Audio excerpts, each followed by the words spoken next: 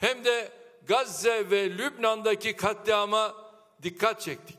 বক্তব্য ও বিবৃতিতে প্রায় ইসরায়েলকে হুমকি দিয়ে থাকেন তুরস্কের প্রেসিডেন্ট রিসেপ তাইয়েপ এরদোয়ান। পশ্চিমা সামরিক জোট ন্যাটোতে তার দেশে রয়েছে দ্বিতীয় সর্বোচ্চ সেনা। সব মিলিয়ে সামরিক শক্তিতে বেশ ভালোই এগিয়ে রয়েছে ইউরোশিয়ার দেশটি। এরপরেও ইসরায়েলের সাথে যেন কোনো ধরনের সংঘাত বেঁধে না যায় সেজন্য গোপনে আলোচনা চালিয়ে যাচ্ছে এরদোয়ান প্রশাসন। বার্তা সংস্থা রয়টার্স এক প্রতিবেদনে এই খবর জানিয়েছে। ওই প্রতিবেদনে বলা হয়, বাশার আল আসাদের পতনের পর সিরিয়ার বিভিন্ন অংশে অবস্থান গ্রহণ করেছে তুরস্ক ও ইসরায়েলি সেনারা। সেখানে ভুল বোঝাবুঝি থেকে তাদের মধ্যে যেন কোনো যুদ্ধ লেগে না যায় সেজন্য স্থানীয় সময় বুধবার ককেশাস অঞ্চলের দেশ আজারবাইজানে আলোচনায় বসে দুই পক্ষের প্রতিনিধিরা।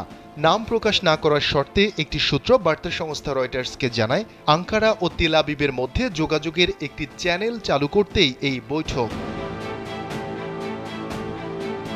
রয়টার্স আরও জানায়, গেল সপ্তাহে তুরস্কের সেনারা সিরিয়ার অন্তত 3টি সামরিক ঘাঁটি পরিদর্শন করেন। একে যৌথ প্রতিরক্ষা চুক্তির অংশ বলে দাবি করে এরদোয়ান প্রশাসন।